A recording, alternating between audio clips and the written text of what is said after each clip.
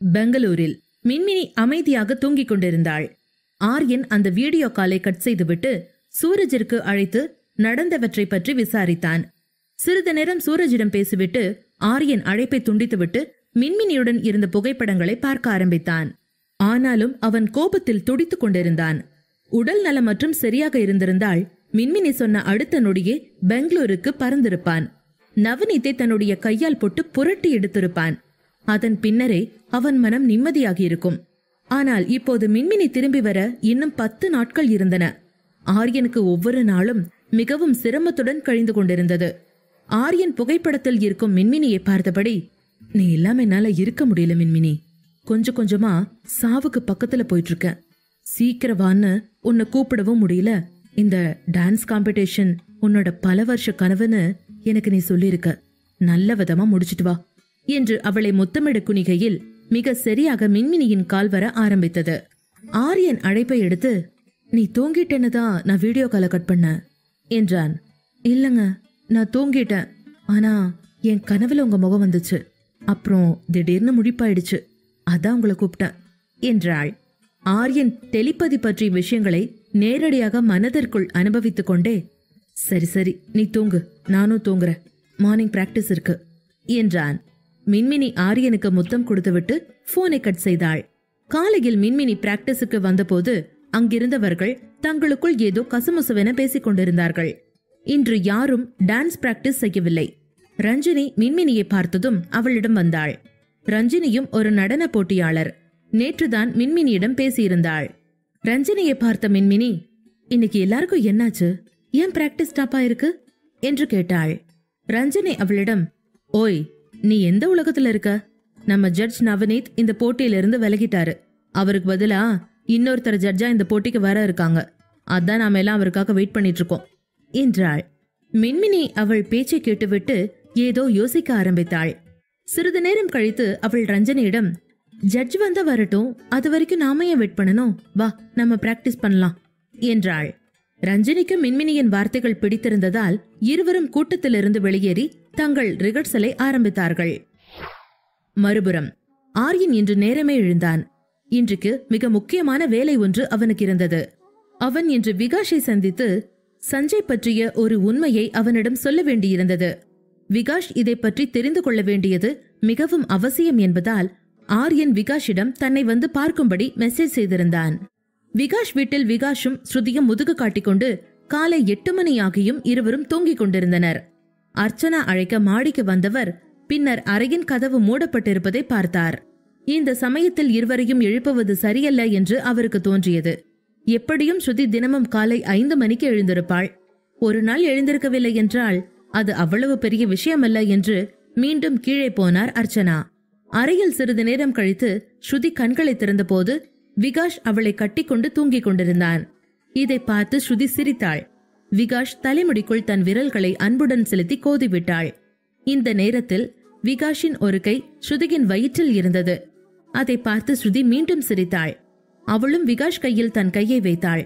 இப்படியே கொஞ்ச நேரம் படுத்திருந்த ஸ்ருதிக்கு தன் குழந்தையை தான் வெறுப்புடன் இந்த பூமிக்கு வரவேற்றதாக விகாஷ் சொன்னது திடீரென்று நினைவுக்கு வந்தது. இதை நினைத்தவுடனே ஸ்ருதியின் மனம் சோகத்தில் மூழ்கியது. ஸ்ருதி விகாஷை பார்த்து, நீ சொன்னது நிஜம்தான் விகாஷ், நான் நல்ல அம்மாவே இல்ல என்று புலம்பினாள்.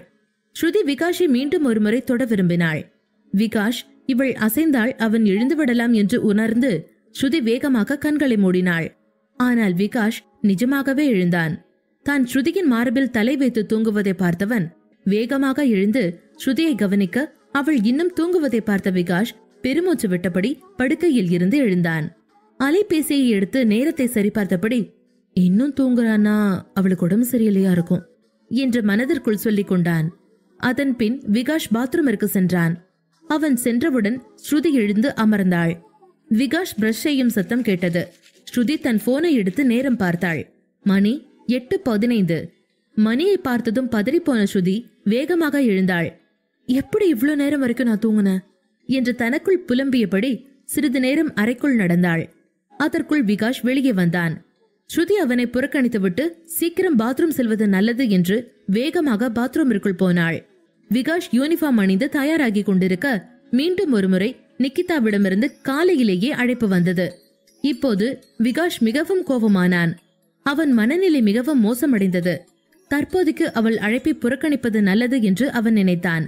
போலீஸ் ஸ்டேஷன் போன பிறகு அவளிடம் பேசிக் கொள்ளலாம் என்று முடிவு செய்ய அதற்குள் ஆரியனின் மெசேஜ் அவன் கண்களுக்கு தட்டுப்பட்டது.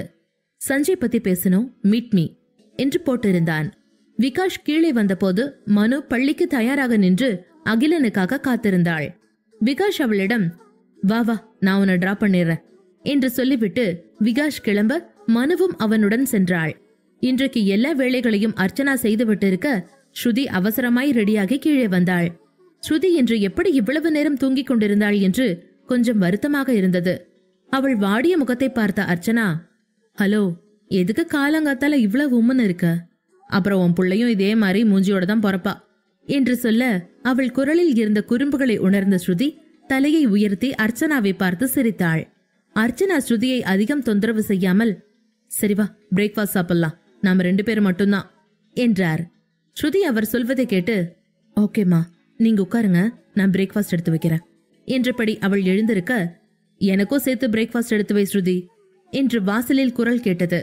சத்தம் கேட்டு அர்ச்சனாவும் ஸ்ருதியும் திரும்பி பார்க்க அங்கே நிக்கிதா நின்று கொண்டிருந்தாள். நிக்கிதாவை பார்த்ததும் ஸ்ருதி அப்படியே அப்செட் ஆனாள். நிக்கிதா வேண்டுமென்றே பெருமையாக அவளை பார்த்து கொண்டே உள்ளே வந்து ஸ்ருதி அருகே நின்றாள். அவளை பார்த்த அர்ச்சனா சிரித்துக் கொண்டே, நிக்கி நீயா, வா வா என்றார். அர்ச்சனா அப்படி சொன்னதும் ஸ்ருதி, எனக்கு சாப்பிட பிடிக்கலமா என்றாள். அதற்கு நிக்கிதா, சரி எந்த பிரச்சனையும் இல்ல, உனக்கு எப்ப தோணுதோ அப்ப சாப்பிடு என்றபடி டைனிங் டேபிளில் அமர்ந்தாள். அவள் சொல்வதை கேட்ட அர்ச்சனா, நோனோ ஸ்ருதி, உனக்கு சாப்பிட பிடிக்கலைனாலும் இந்த நேரத்துல கொஞ்சமாவது சாப்பிடணும் என்றார். நிக்கிதாவிற்கு எல்லாம் தெரிந்தாலும் வேண்டுமென்றே, அப்படியேன இவளுக்கு உடம்புக்கு என்று அலட்சியமாக கேட்டாள். நிக்கிதா அப்படி கேட்டதும் அர்ச்சனா குறுக்கே புகுந்து, அவளுக்கு உடம்பெல்லாம் நல்லாதான் இருக்கு நிக்கிதா, இது வேறொரு விஷயம் என்று சொல்லிவிட்டு அர்ச்சனா தனது இருக்கையில் இருந்து எழுந்து, நீங்க 2 பேரும் சாப்பிடுங்க, நான் போய் தண்ணி கொண்டு வரேன் என்றார். இதை கேட்ட ஸ்ருதி அவரிடம், நீங்க இருங்கம்மா நான் போறேன் என்றாள். அர்ச்சனா, ஸ்ருதி நீ சும்மா சும்மா எந்திரிச்சு உட்கார்றது தப்புமா, கொஞ்ச நாளைக்கு நாங்க சொல்றத நீ கேளு, நீ பேசாம 2 வாயாவது பிரேக்ஃபாஸ்ட் சாப்பிடு என்று சொல்லிவிட்டு கிச்சனுக்குள் போனார். அர்ச்சனா சென்றவுடன் ஸ்ருதி தன் வழக்கமான இடத்திற்கு வந்து அமைதியாக அமர்ந்தாள். அதே சமயம் நிக்கிதாவின் கண்கள் ஸ்ருதி மீது மட்டுமே இருந்தது. நிக்கிதா தனது மௌனத்தை கலைத்து, ஸ்ருதி இந்த கல்யாணம் உனக்கு புடிச்சு போய் தான் நடந்துச்சா என்று கேட்டாள். ஸ்ருதி அவள் சொல்வதை கேட்டு தலையை உயர்த்தினாள். நிக்கிதா வேகமாக, இல்ல நான் ஏன் கேக்குறேன்னா, இது சூழ்நிலை நெருக்கடியில நடந்த கல்யாணம்னு நான் கேள்விப்பட்டேன். சிவானி வேற பையனை லவ் பண்ணாலாம், கல்யாண மேடையில வச்சு பொண்ணு மாப்பிள்ள மாறி போச்சுன்னு பேசிட்டாங்க என்றாள். அதே நேரத்தில் அர்ச்சனா வரவும் அந்த சத்தம் கேட்டு ஸ்ருதி பதில் எதுவும் சொல்லவில்லை. அர்ச்சனாவை பார்த்த நிக்கிதா அவர்களுடன் சிரித்து பேசுவதில் மும்முரமாகிவிட்டாள். நிக்கிதாவின் டிராமாக்களை பார்க்கும் போதே ஸ்ருதிக்கு வாந்தி எடுக்க வேண்டும் போல இருந்தது. வாயில் கை வைத்து பாத்ரூம் நோக்கி சென்றாள். நிக்கிதா மீண்டும் எதுவும் தெரியாதது போல, அவ சாப்பிட எங்க எழுந்து போறா என்று கேட்க அர்ச்சனா அவளிடம், மொத 3 மாசம் இப்படிதான் இருக்கும்பாங்க, அதான் போறா, நீ ஹாப்பியா இரு, நீ கூடிய சீக்கிரமே அத்தையாக போற என்றார். நிக்கிதாக்கு அதை கேட்டதும் யாரோ நெஞ்சில் சம்மட்டியால் அடித்தது போல இருந்தது.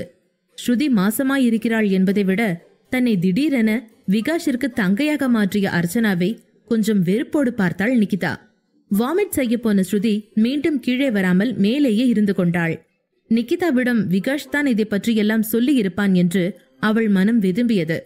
எனக்கு புடிச்சு கல்யாணம் பண்ணேனா இல்லையான்னு வேடிக்கை பார்த்தவங்களுக்கு எப்படி தெரியும்? அத நான் தானே சொல்லணும். நானும் எவ்வளவு தடவை தான் இவன்கிட்ட இதை பத்தி சொல்லிக்கிட்டே இருக்கிறது என்று கோபமானாள்.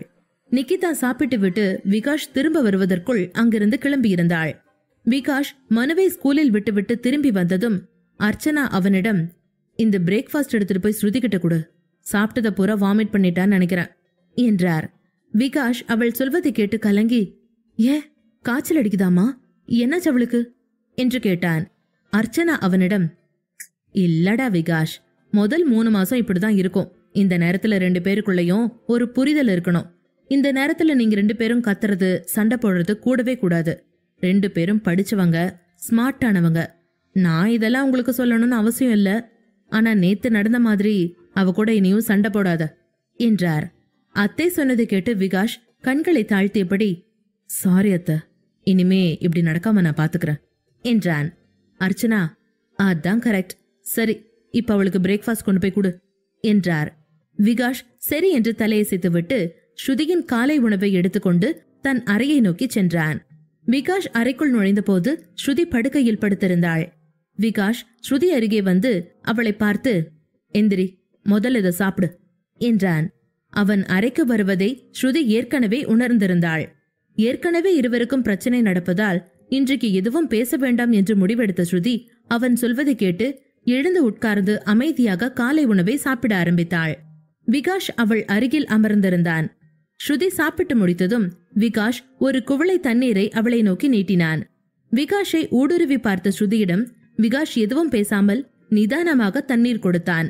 அதை கையில் வாங்கிய ஸ்ருதி, அந்த நிகிதா ஏன் உங்களுக்கு திரும்ப திரும்ப கால் பண்ணிட்டே இருக்கா? இங்க வீட்டுக்கும் வர்றா, எனக்கு அதெல்லாம் கொஞ்சம் கூட பிடிக்கல என்றாள். அதற்கு கடுப்பான விகாஷ், ஆமா அவ கூப்பிடுறா, இப்ப அதுக்கு நான் என்ன பண்ணணும்? அவ ஸ்டேஷன் டியூட்டியில இருக்கா, எப்படி இருந்தாலும் அவ கூட நான் பேசிதான் ஆகணும் என்றபடி விகாஷ் எழுந்தான். விகாஷ் எழுந்து போனில் யாரிடமோ பேசிக்கொண்டே மும்முரமாக இருக்க ஸ்ருதி அமர்ந்தபடி தன் காதல் கணவனான விகாஷை வேடிக்கை பார்த்தாள். சிறிது நேரம் கழித்து அவளை பார்க்காமல் போன் பேசி முடித்த விகாஷ் அவளிடம், உனக்கு ஹெல்த் நல்லா இருக்கும்போது நீ தாராளமா படிக்கலாம், இப்போ உன்னால எக்ஸாம்ஸ் அட்டன் பண்ண முடியும்னா நீ போய் உன் எக்ஸாம்ஸ் அட்டன் பண்ணு என்றான். அதை கேட்ட ஸ்ருதி, ஐ லாஸ்ட் மை ஹப்பி, அவரை கொஞ்சம் கண்டுபிடிச்சு தர முடியுமா என்று கேட்டாள். ஸ்ருதி சொல்வதை கேட்டு விகாஷ் அவளை ஏறெடுத்து பார்க்க ஸ்ருதி அவனை பார்த்து, ஆமா நான் என் புருஷனை ரொம்ப மிஸ் பண்றேன் என்றவள் அவனிடம் திரும்பி, நீங்க தான் இன்ஸ்பெக்டர் ஆச்சே, நீங்களே கண்டுபிடிச்சு கொடுங்க, என் புருஷன் காணாம போய் 3 நாள் ஆச்சு என்றாள். விகாஷ் எரிச்சலோடு, ஸ்ருதி தேவையில்லாத விஷயத்துக்கெல்லாம் எனக்கு நேரம் இல்ல என்றான். ஸ்ருதி விகாஷ் கழுத்தில் கைகளை மாலையாக போட்டபடி, இது எப்படி தேவையில்லாத விஷயங்கிற? நீ பெரிய போலீஸ் இன்ஸ்பெக்டர், என் புருஷனை 3 நாளா காணோங்கிற, நீ தான் கண்டுபிடிச்சு தரணும் என்றாள். விகாஷ் ஸ்ருதியை தன்னிடமிருந்து விலக்கியபடி, அவன் உன்னாலதான் தொலைஞ்சு போயிருக்கான், அதனால அவனை நீயே கண்டுபிடி என்றபடி வாசலை நோக்கி நடக்க ஆரம்பித்தான். ஸ்ருதி மனம் வாடி அமைதியாய் கட்டிலில் அமர்ந்தாள். அதன்பின் மீண்டும் எழுந்த ஸ்ருதி வேகமாக அவனை பின்னால் இருந்து அணைத்துக் கொண்டு, ஐ எம் சாரி விக்கி, நான் கொஞ்சம் அவசரப்பட்டு உன் மேல கோவப்பட்டுட்டேன், நான் இவ்வளவு ரியாக்ட் பண்ணிருக்க கூடாது என்றாள். ஸ்ருதி சொல்வதை கேட்ட விகாஷ், நீ என்ன ரொம்ப காயப்படுத்திட்ட ஸ்ருதி, ஒரு சின்ன உயிரை கொள்ளணும்னு நீ முடிவு பண்ணப்புறம் அதை நான் சும்மா விடுவேன்னு எப்படி நினைக்கிற என்றபடி தன்னை அணைத்திருந்த ஸ்ருதியை அகற்றியபடி நடக்க ஆரம்பித்தான் விகாஷ்.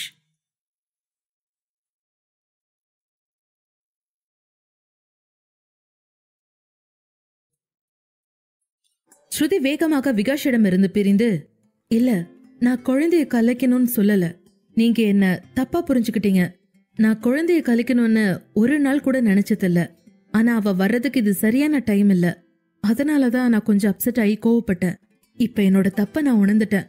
நீங்க சொன்னா நான் படிக்கிறது கூட விட்டுறேன், ஆனா நீங்க என்ன இப்படி இக்னோர் பண்ணாதீங்க, என்னால அதை பொறுத்துக்கவே முடியல என்றாள். விகாஷ் அவள் சொல்வதை கேட்டுக்கொண்டிருந்த போது அவனுடைய போன் அடிக்க ஆரம்பித்தது. போன் சத்தம் கேட்டு அது நிகிதாவின் அழைப்பாக இருக்கலாம் என்று நினைத்த ஸ்ருதி, முதல்ல இந்த போனை தூக்கி எறிங்க என்றாள். அவள் அவனிடமிருந்து விலகி வேகமாக ரூம் வாசல் கதவருகே சென்று கதவை பூட்டிக் கொண்டு, இன்னைக்கு நீங்க எங்கேயும் போகக்கூடாது, நான் சொல்றது கேளுங்க என்றாள். ஆனால் விகாஷ் ஸ்ருதியின் பேச்சை இக்னோர் செய்தபடி போனை பேச ஆரம்பித்தான். ஸ்ருதியின் விசும்பல்களால் போன் பேசுவதை உடனடியாக துண்டித்தான். அதன் பின் விகாஷ் அவளை பார்த்து, அழறத நிறுத்த, முதல்ல பேசி பேசி உன்னோட வார்த்தையால் என்ன காயப்படுத்துற, அதுக்கப்புறம் எமோஷனல் பிளாக்மெயில் பண்ணி என்ன உன்னோட பேச வைப்பியா, இதெல்லாம் சரியான நீயா யோசிச்சுக்க என்றான். ஸ்ருதியின் அழுகை இன்னும் அதிகமாகி, நான் அழாம என்ன பண்றது, அந்த நிகிதா கேட்டதுக்கு அவகிட்ட ஆமான உண்மை ஒத்துக்கணும் போல தோணுது, அவ என்கிட்ட என்ன கேக்குறான்னா நான் ஒரு கட்டாயத்துக்கு தான் உன்னை கல்யாணம் பண்ணிட்டேன்னு தெரிஞ்சுக்க விரும்புறா, என் மேல உனக்கு கொஞ்சம் கூட லவ்வே கிடையாது, என்ன பார்த்த உடனே எல்லாம் நீ மெல்ட் ஆகல, லவ் பண்ணலன்றா. ஸ்ருதி வாயிலிருந்து நிகிதாவின் பெயரை கேட்ட விகாஷ் ஆச்சரியமாக ஸ்ருதியிடம் சென்று அவள் தோளை பிடித்து கொண்டு, என்ன சொல்ற, எப்ப நிகிதா இதெல்லாம் உன்கிட்ட சொன்னா, அவ சொன்னா நீ உடனே அதான் உண்மை நம்பிடுவியா என்று கேட்டான். ஸ்ருதி அவன் கண்களை பார்த்து, அந்த உண்மையை நீ முதல்ல நம்பி இருந்தா நாம இப்படி இங்க நின்னுட்டு இருப்போமா, இதுல ஒரு துளி உண்மை இருந்தா கூட நான் உன் மண்டைய வெட்டி மாவளுக்கு போட்டிருப்பேன். ஆனா நீ என்ன நிறைய லவ் பண்றேன்னு எனக்கு தெரியும் என்று சொல்லிக்கொண்டே சிரிக்க ஆரம்பித்தாள் ஸ்ருதி. ஸ்ருதியின் இதழ்களில் சிரிப்பை பார்த்த விகாஷிற்கும் சிரிப்பை அடக்க முடியவில்லை. அவன் கையை நீட்டி அவளை தன்னோடு தன் அருகே வரவழைத்து அவளை தன் கைகளுக்குள் அணைத்துக் கொண்டான். அவளை தன் கைகளில் பிடித்து கொண்ட விகாஷ் ஸ்ருதியிடம், நீ நல்லா என்னோட லவ்வை யூஸ் பண்ணிக்கிற. உன் மேல நான் ரொம்ப நேரம் கோபமா இருக்க முடியாது, உனக்கு நல்லா தெரியும் என்றான். இந்த 3 நாட்களில் ஸ்ருதியிடமிருந்து விலகி இருப்பது அவனை நிம்மதியில்லாமல் இருக்க வைத்தது. ஸ்ருதி அவன் முதுகை இறுக்கியபடி, ஆமா தெரியும், ஆனா நான் சொன்னது தப்பு, நான் அப்படி சொல்லிருக்க கூடாது என்றாள். விகாஷ் இப்போது அவள் முகத்தை தன் கைகளில் எடுத்து முத்தமிட்டான். அவள் முகமெங்கும் முத்தமிட்டு, இனி நான் எந்த தப்பு பத்தியும் உன்கிட்ட கேட்க மாட்டேன், உன்னை எந்த தப்பும் சொல்ல மாட்டேன். நான் உன்னை லவ் பண்றேன், பதிலுக்கு நீ என்ன லவ் பண்ணணும். லைஃப் இஸ் சிம்பிள், அவ்வளவுதான் ஸ்ருதி என்றான். ஸ்ருதி அவன் உதடுகளில் லேசாக முத்தமிட்டு, நான் உன்னை ரொம்ப நேசிக்கிறேன், இனிமே எப்பவுமே முட்டாள்தனமா இந்த மாதிரி பண்ண மாட்டேன், கண்டிப்பா நான் பண்ணவே மாட்டேன் என்றாள்.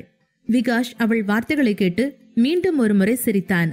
அவன் வேகமாக ஸ்ருதியை தன் கைகளில் தூக்கிக் கொண்டு படுக்கையை நோக்கி அழைத்துச் செல்ல நினைத்தான்.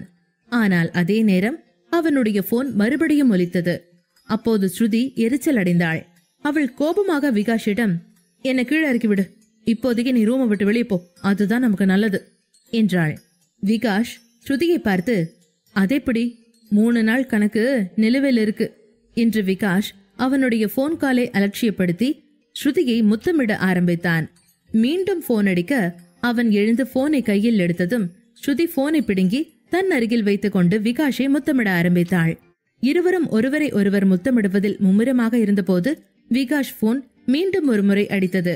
அந்த சத்தம் கேட்டு விகாஷ் இம்முறை போனை எடுத்தான். அது கமலேஷிடமிருந்து வந்திருந்தது. விகாஷ் அந்த அழைப்பை எடுத்து, என்னாச்சு, இன்னைக்கு நான் கொஞ்சம் லேட்டா தான் வருவேன்னு சொல்லியிருந்தனே என்றான். அந்த பக்கம் கமலேஷ், விகாஷ் கொஞ்சம் நான் சொல்ற இடத்துக்கு வாங்க, நான் அட்ரஸ் அனுப்புறேன். நிக்கிதா சூசைட் ட்ரை பண்ணிருக்காங்க, அவங்களோட கையை அறுத்துக்கிட்டாங்க என்றான். விகாஷ் கமலேஷ் சொல்வதை கேட்டு அவசரமாக படுக்கையில் இருந்து எழுந்து, என்னது, எப்படி நடந்துச்சு, எப்பல இருந்து அவ இப்படி எல்லாம் பண்றா, இரு நான் உடனே வரேன் என்று சொன்னான். அவன் பதட்டத்தை பார்த்த ஸ்ருதி, என்னாச்சு என்று கேட்க விகாஷ் அவளிடம், நிக்கிதா இருக்கால, அவளோட கையை வெட்டிக்கிட்டாளாம், சூசைட் அட்டெம்ப்ட் என்றான். பெங்களூரில் ஆரியனுடைய கால் வந்ததால் மின்மினி ரிஹர்சலை பாதியில் முடித்துக்கொண்டு கொஞ்சம் டயர்டாக வந்து அந்த போனை எடுத்தாள். போனை எடுத்தவுடன், நீங்க தானே அந்த நவீனத்தை இங்கிருந்து துரத்து விட்டீங்க, எனக்கு தெரியும் என்றாள். ஆரியன் பதிலுக்கு, ஆமா, அவன் உன்னோட பெர்மிஷன் இல்லாம வீடியோ எடுக்கிறான் அப்படின்னு தெரிஞ்சதுக்கு அப்புறமும் அவனை வச்சுக்கிட்டு நான் என்ன பூவா பறிக்க முடியும் என்று கேட்டான். ஆரியன் மின்மினியிடம், சரி நீ என்ன பண்ற என்று கேட்டான். அதற்கு பின்பே மின்மினி கொஞ்ச நேரம் கழித்து மறுபடியும் ரிஹர்சல் போக வேண்டும் என்ற ஞாபகம் வந்தது. அவள் வேகமாக ஆரியனிடம், நான் அப்புறமா பேசட்டுமா, எனக்கு இன்னொரு ரிஹர்சல் இருக்கு என்றாள். ஆரியன் மின்மினியிடம் பதில் எதுவும் சொல்லும் முன் மின்மினி ஆரியனுடைய போனை கட் செய்தாள். ஆரியன் தன் போனை பார்த்து கொண்டே இருந்தான். பிறகு காரில் அமர்ந்து டிரைவரிடம், ராகேஷ் ஹாஸ்பிட்டல் போலாம் என்று சொன்னான். செக்கப் முடிந்து இன்று முதல் தான் கம்பெனிக்கு செல்ல வேண்டும் என்று ஆரியன் முடிவு செய்திருந்தான். இங்கே விகாஷ் கமலேஷ் சொன்ன அட்ரஸில் வேகமாக ஹாஸ்பிட்டலை அடைந்தான். ஹாஸ்பிட்டலுக்குள் சென்றவுடன் விகாஷிற்கு எஸ்பியிடமிருந்து போன் வந்தது. நிக்கிதா படுத்திருந்தாள். அவள் கண்கள் மூடியிருந்தன. விகாஷ் அவள் அருகில் சென்று, நிக்கிதா என்று அழைக்க அவன் சத்தம் கேட்டு நிக்கிதா உடனே கண்களை திறந்தாள். அடுத்த நொடி எழுந்து அமர்ந்தவள், நான் தற்கொலைக்கெல்லாம் ட்ரை பண்ணல, நீயே சொல்லு, நான் சூசைட் பண்றாளா? நான் என் புத்தியில இல்ல, அதனாலதான் இதெல்லாம் நடந்திருக்கு, நான் எதுக்கு சூசைட் பண்ணிக்க போறேன் என்று கேட்டாள். விகாஷ் அவளை பார்த்து மெதுவாக, எனக்கு நடந்தது எதுவும் தெரியாது நிக்கிதா, ஆனா எஸ்பி ரொம்ப கோவமா இருக்காரு, இன்னும் கொஞ்ச நாள் உன்னை சஸ்பெண்ட் பண்ண சொல்லிருக்காரு, கூடவே டியூட்டியில் இப்படி பண்ணதுனால உனக்கு ஃபைனும் இருக்கு என்றான். நிக்கிதா கோபமாக, விக்கி நான் எதுவுமே பண்ணல, இதெல்லாம் கமலேஷோட வேலை, அவன் என்ன வேணும்னே மாட்டி விட்டுட்டான் என்று சொன்னாள். விகாஷ் ஆச்சரியத்தோடு, கமலேஷ் என்ன பண்ணிருக்க போறான், போலீஸ் ஸ்டேஷன்ல எல்லாரும் முன்னாடியும் தானே நீ இதை பண்ணிருக்க என்று கேட்டான். நிக்கிதா இப்போது கிண்டலாக, கையில கட்டிட்டு இருந்த நோம்பு சரடா அறுத்துக்கிட்டு இருந்தேன், நான் எந்த தற்கொலையும் செய்யல, இதை எப்படி நான் எல்லாத்துக்கிட்டையும் சொல்லி புரிய வைக்கிறது, அதுலயும் எஸ்பி சாருக்கு எப்படி சொல்றது என்று கேட்டாள். விகாஷ் அவள் சொல்வதை கேட்டு, சிசிடிவி ஃபுட்டேஜில் இருக்குல்ல, அதை வச்சு காட்டலாம். அதுல நீ சொல்ற விஷயம் உண்மையா பொய்யான்னு தெரிஞ்சிருந்தானே என்று சொன்னான். நிகிதா அவன் பேச்சு கேட்டு எழுந்து அமர்ந்தபடி, இது கரெக்ட், இப்படி செய்யலாம் என்றாள். அவள் அப்படி சொல்லிக் கொண்டிருக்கும் போதே நிலை தடுமாறி கீழே விழ விகாஷ் அவளை பிடித்தான். நிகிதா அவனுடைய சீருடையை மட்டும் பிடியை இறுக்கிக் கொண்டு தேங்க்ஸ் என்றாள். விகாஷ் அவளை சரியாக நிற்க வைத்து, பரவாயில்ல, ரெஸ்டடு, நான் போறேன். உன்னோட ஸ்டேட்மெண்ட் என்னன்னு கேட்கதான் வந்தேன் என்று சொல்லிவிட்டு ஸ்டேட்மெண்ட் எழுதி கொண்ட கான்ஸ்டபிளை முன்னால் நடக்குமாறு சொன்னான். அப்போது கதவு அருகே கமலேஷ் நிற்பதை கண்டான்.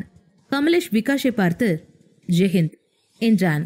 ஜெய்ஹிந்த் என்று சொல்லிய விகாஷிடம் கமலேஷ் மெதுவாக அவன் காதருகே வந்து, விகாஷ், நான் உங்ககிட்ட பேசணும், சம்திங் பர்சனல் என்றான். விகாஷ் அவனை பின்தொடரும்படி சைகை செய்தான். அன்றைக்கு திட்டமிட்டது போல ஆரியனை இன்று சந்திக்க முடியாது என்று விகாஷ் இப்போது புரிந்து கொண்டான். அதனால், ஆரியன், சாரி, இன்னைக்கு மீட் பண்றது கஷ்டம் என்று சொல்லி மெசேஜ் அனுப்ப சிறிது நேரத்தில் மறுமுனையில் இருந்து பதில் வந்தது. பரவாயில்ல, எனக்கு புரியுது என்று அவன் பதில் பார்த்து புன்னகைத்தான் விகாஷ். ஆரியனுடன் பேசி பழகியதிலிருந்து ஆரியன் எப்படிப்பட்டவன் என்பதை அவன் நன்றாக புரிந்து கொண்டிருந்தான். மேலும் முதல் அபிப்பிராயம் கடைசி எண்ணமாக இருக்க வேண்டிய அவசியம் இல்லை என்பதையும் புரிந்து கொண்டான். விகாஷ், நிகிதா சொல்றத கேட்காதீங்க. நிகிதா நிஜமாகவே சூசைடுக்கு தான் ட்ரை பண்ணியிருந்தாங்க. உங்களை வேணும்னே டார்ச்சர் பண்றாங்க. உங்களுக்கும் புரியும், நான் நம்புறேன் என்று விகாஷும் கமலேஷும் பேசிக் கொண்டிருந்தார்கள். விகாஷ் அவன் தோளில் கை போட்டு, சரி சரி, நான் ஒத்துக்கிறேன். ஆனா அதை நான் நம்புறதுக்கு முன்னாடி எஸ்பி சார், ஐஜி சார் தான் டிசைட் பண்ணுவாங்க என்றான். தான் விகாஷிடம் சொல்ல வேண்டியதை சொல்லிவிட்டு கமலேஷ் மீண்டும் மருத்துவமனைக்கு வந்தான். கமலேஷ் டாக்டரிடம் வந்து, இது சூசைட் கேஸ் இல்லைன்னு உறுதியா சொல்றீங்களா என்று கேட்க, டாக்டர் பதிலிற்கு, இது ஒரு சூசைட் கேஸ் இல்ல, இது ஒரு லேசான வெட்டுக்காயந்தான்.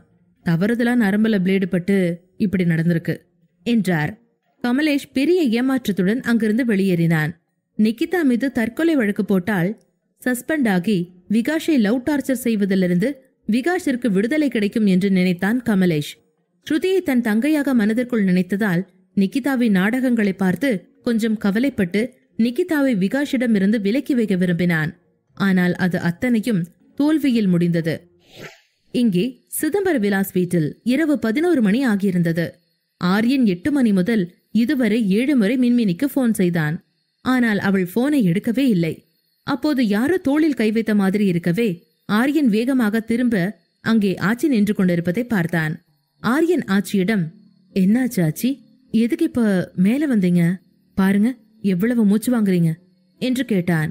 இதை கேட்ட ஆச்சி சிரித்துக்கொண்டே, நான் நல்லாதான் இருக்கேன். நீ மின்மினி கிட்ட பேசினியா? நான் இன்னைக்கு அவ கூட பேசல, அவ போனை எடுக்கல, இத கேட்கதான் வந்த என்றார். ஆரியன் மனதிற்குள், அவ ஏன் போனை மட்டும்தான் எடுக்காம இருக்கான்னு பார்த்தா அவ ஏன் ஆச்சி கிட்ட கூட பேசல என்று யோசித்தபடி, ஒன்னும் இருக்காது ஆச்சி, தீவிரமா பிராக்டிஸ் பண்ணிட்டு இருக்கால, அதான் டயர்ட் ஆயிட்டு தூங்கிருப்பா, அதனாலதான் உங்களை கூப்பிடாம இருந்திருப்பா என்று சொன்னான். ஆச்சி ஆரியன் பேச்சை கேட்டு, ஓ அப்படியே சங்கதி என்று சொன்னவர், அதன் பின், நீ டாக்டர் கிட்ட போனியா? ராகேஷ் என்ன சொன்னா என்று கேட்டார். ஆரியன் பதில் சொல்ல முன்னர், நீங்க 2 பேரும் இங்க இருக்கீங்களா? நான் கீழே உங்க 2 பேரையும் தேடிட்டு இருந்தேன் என்ற குரல் கேட்டது. அது ஐயாவின் குரல். ஆச்சி அவரை பார்த்ததும், ஆமாங்க, நானுமே மறந்து போயிட்டேன். இன்னைக்கு நாம ஆரியன் கூட சில விஷயம் பத்தி பேசணும்னு நினைச்சோம்ல என்று சொல்ல, ஐயா இருவரின் பேச்சையும் கேட்டுவிட்டு அருகில் வந்து அமர்ந்தார். சிறிது நேரம் பேசிவிட்டு அவர்கள் இருவரும் வெளியே போக ஆரியன் சூரஜிற்கு போன் செய்து மின்மினியை பற்றி விசாரித்தான். மின்மினி அவள் அறையில் இருக்கிறாள் என்று சூரஜ் சொல்லவும் ஆரியனுக்கு நிம்மதியாக இருந்தது. ஆனால் மின்மினியின் அலட்சியமான போக்கை நினைத்து அவன் மிகவும் வருத்தப்பட்டான். கோபம் கூட வந்தது. பிராக்டிஸ் முடிந்து ரூமுக்கு வந்தவுடன் ஆரியனிடம் பேச வேண்டும் என்று அவன் சொல்லி இருந்தும் அவள் அவனுக்கு போன் செய்யவில்லை. அவனது அழைப்பை எடுக்கவும் இல்லை. நிகிதாவை ஹாஸ்பிட்டலில் இருந்து வீட்டில் விடுவதற்காக வந்திருந்தான் விகாஷ். சிசிடிவி காட்சிகள் மூலம் தான் குற்றமற்றவள் என்பதை நிகிதா நிரூபித்தாள். கூடவே கமலேஷ் மீதுதான் தவறு என்பதையும் நிரூபித்திருந்தாள். நிகிதாவின் வீட்டின் முன் தன் காரை நிறுத்திய விகாஷ் அவளிடம், சரி நான் கிளம்புறேன் என்று சொல்ல, நிகிதா வீட்டுக்கு வா என்று கூப்பிட்டாள். அதற்கு விகாஷ் அவளிடம், இந்த ராத்திரியில வந்து நான் என்ன பண்ண போறேன்? எஸ்பி சார் சொன்னாருன்னு தான் நான் உன்னை வந்து டிராப் பண்ணவே வந்தேன். அத நீ வேற எந்த மாதிரி யோசிச்சும் புரிஞ்சுக்காத என்று சொன்னான். நிகிதா அவன் சொல்வதை கேட்டு பதில் எதுவும் பேசவில்லை. விகாஷ் ஜன்னலுக்கு வெளியே பார்க்க தொடங்கினான். நிகிதா காரில் இருந்து வெளியே இறங்கி செல்வதற்காக காத்திருக்க தொடங்கினான். ஆனால் நிகிதா அவன் அருகில் நெருங்கி வந்து திடீரென்று அவன் கன்னத்தில் முத்தமிட்டு, லிஃப்ட் கொடுத்ததுக்கு தேங்க்ஸ் என்றாள்.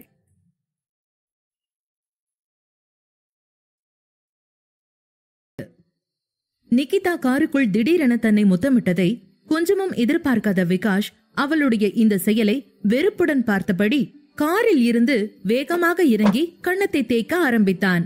அதன் பிறகு நிகிதாவும் காரில் இருந்து வெளியே வந்தாள். விகாஷ் நிகிதாவை கோபமாக பார்த்து, நீ இப்படியெல்லாம் பண்றது எப்ப ஸ்டாப் பண்ண போற என்று கேட்டான். நிகிதாவோ சிரித்துக்கொண்டே, நான் உன்னை கிஸ் பண்ணிட்டேன், அதே மாதிரி நீ என்ன கிஸ் பண்ணணும், அதுவும் என்னோட லிப்ஸ்ல என்று சொன்னாள். கொஞ்சம் கூட வெக்கம் இல்லாமல் அவள் பேசும் வார்த்தைகளை கேட்டு விகாஷ் கோபமாக, நிக்கி, நீ என்னை விட்டு கொஞ்சம் தூரமா போயிடு, அதுதான் உனக்கு நல்லது, எனக்கு கல்யாணம் ஆயிடுச்சு, உனக்கு இது புரியலையா என்று சொன்னான்.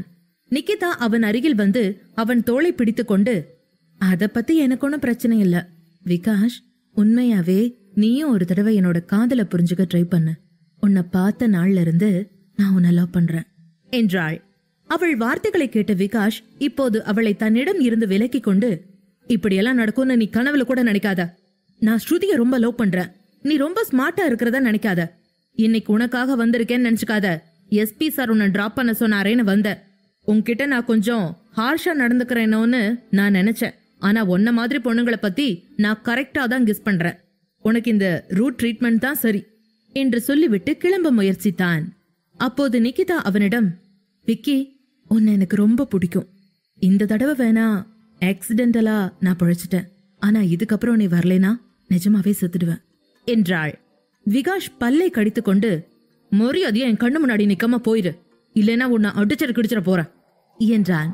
வீட்டின் முன் காரை நிறுத்திய விகாஷ் வெகு நேரம் காரிலேயே அமர்ந்திருந்தான். நிகிதாவின் வார்த்தைகள் அவன் தலையை சுற்ற வைத்தன. இன்று அவனுக்கு நைட் ஷிப்ட் என்பதால் மீண்டும் 12 மணிக்கு கிளம்ப வேண்டும். இப்போது மணி 11:20. அதனால்தான் அவன் ஸ்ருதியை பார்க்க வந்திருந்தான். விகாஷ் இறங்கி காலிங் பெல் அடிக்க கதவு வேகமாக திறக்கப்பட்டது. அவன் எதிரே ஸ்ருதி நின்றிருந்தாள். அவள் சிரிப்பதை பார்த்ததும் உள்ளே வந்த விகாஷ் ஸ்ருதியை திடீரென கட்டிப்பிடித்தான். ஸ்ருதி மென்மையாக, கதவை மூடணும் விகாஷ் என்றாள். கதவை மூடிவிட்டு ஒரு வேகத்தோடு ஸ்ருதியை தன் அருகில் இழுத்து அவள் உதட்டில் தன் உதடுகளை பதித்தான்.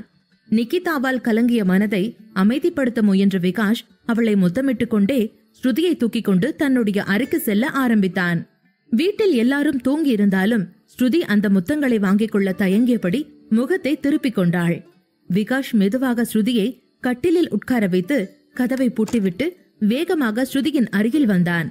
விகாஷ் யூனிஃபார்மை கழட்டுவதை பார்த்த ஸ்ருதி பெட்ஷீட்டை இறுக்கினாள்.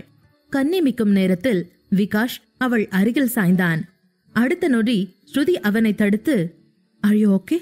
என்று கேட்டாள். இதற்கு விகாஷ், "பேபி, நீ இப்ப எதுவும் சொல்லாத, நீ ஏதாவது பேசணும்னு நினைச்சேனா என்ன அதே வேகத்தோட லவ் பண்ணு" என்று சொன்னான்.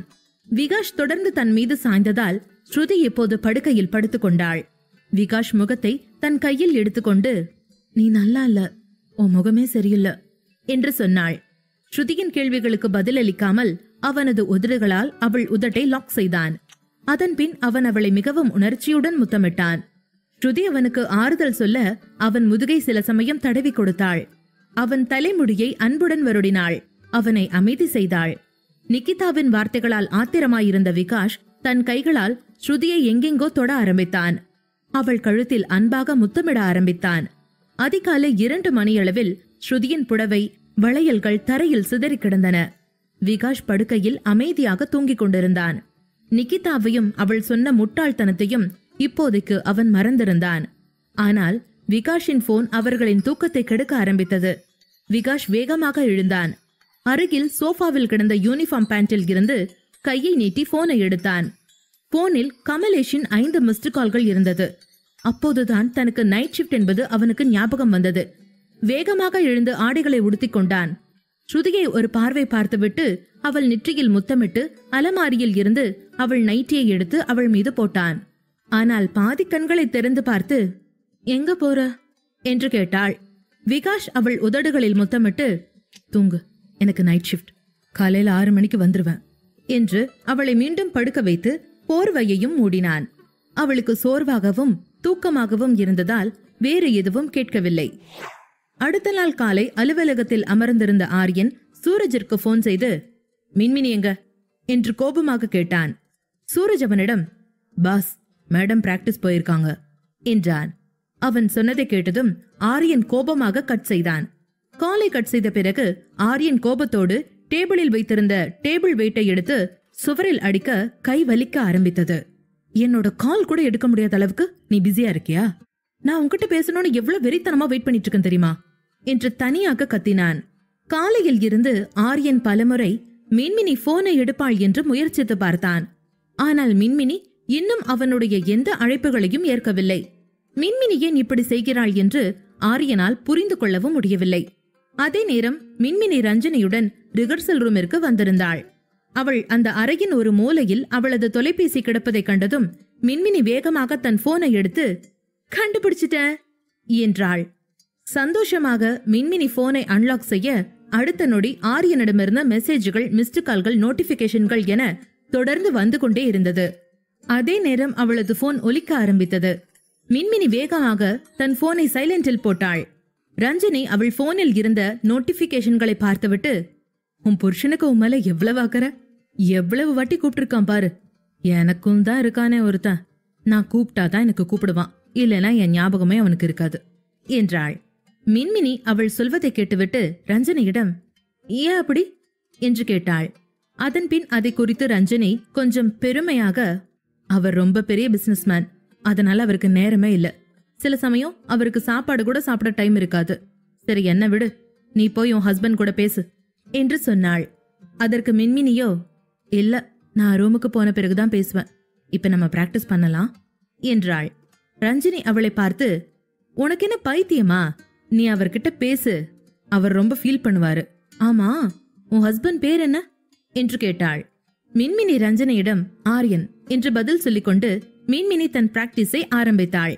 1 மணி நேரம் டான்ஸ் ரிஹர்சல் செய்துவிட்டு மின்மினி தன் அறைக்கு செல்ல இருந்தபோது சூரஜ் அவளிடம் வந்து, குட் மார்னிங் மேடம், பாஸ் கிட்ட பேசுறங்க, அவர் ரொம்ப கோவமா இருக்காரு என்றான்.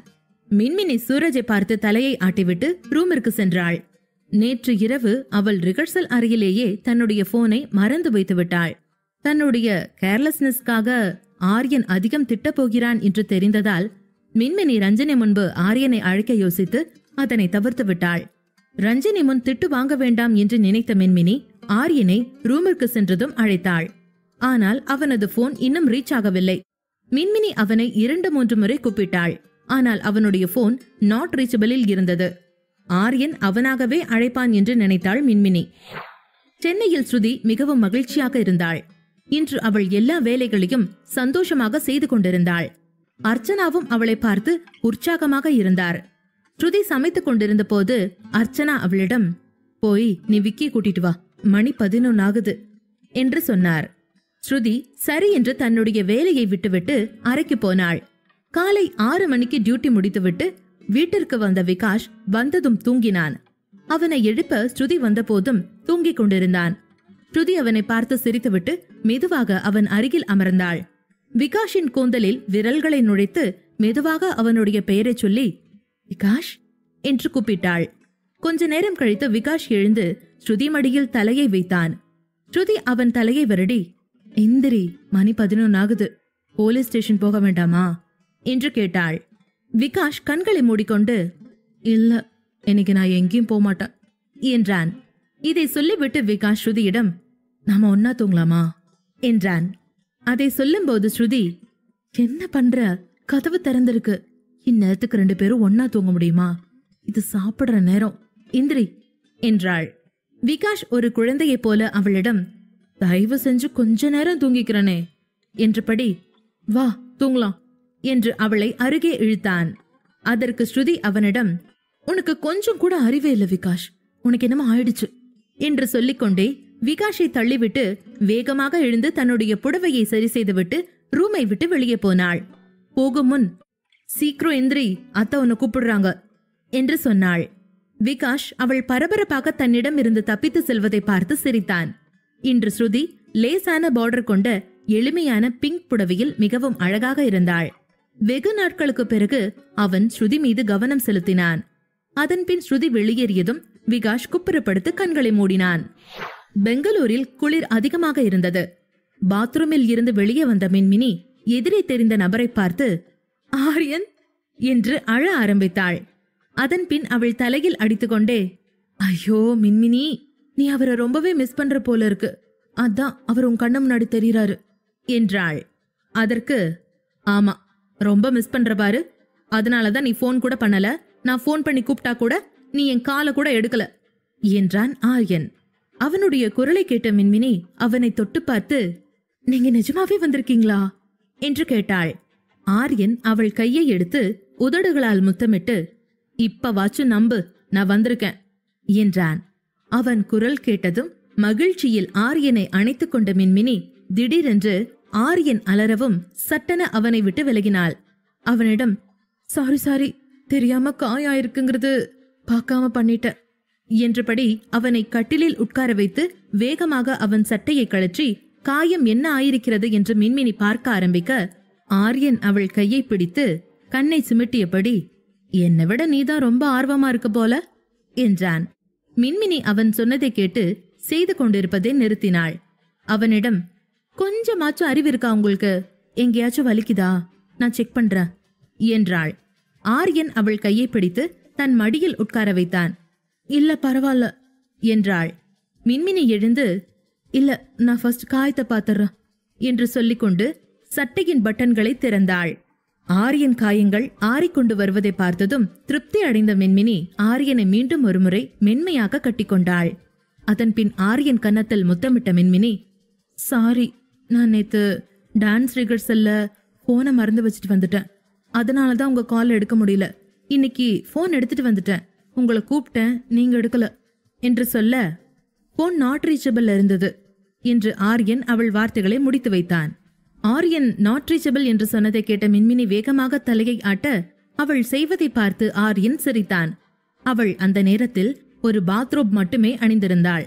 அவளுடைய தலைமுடியும் ஈரமாக இருந்தது.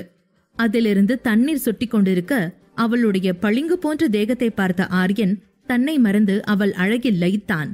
அவளை பிரிந்திருந்த இந்த 5 நாட்களும் அவனுக்கு 5 மாதங்களாக தோன்றியது. கோபத்தை மறந்து மின்மினியின் மென்மையான கன்னங்களில் முத்தமிட்டான். அவன் கோபப்படாமல் இருப்பதை பார்த்த மின்மினி இப்போது வாயை திறந்து, என்ன பண்றீங்க? உங்களை டாக்டர் டிராவல் பண்ணக்கூடாதுன்னு சொல்லிருக்காங்கல்ல என்று கேட்டாள்.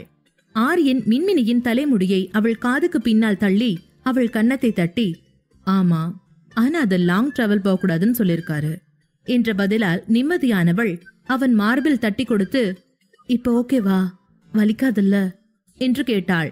மின்மினியின் கையை பிடித்து தன் இதயத்தில் வைத்துக் கொண்ட ஆரியன், இங்கதான் ரொம்ப வலிக்குது என்றான்.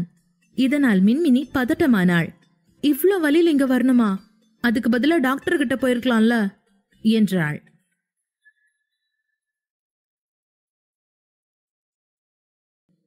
இந்த வலிக்கு மருந்து கிடைக்காது என்று மிகவும் தாழ்ந்த குரலில் ஆரியன் மின்மினியிடம் சொல்ல, மின்மினி வேகமாக எழுந்து, என்ன பேசுறீங்க?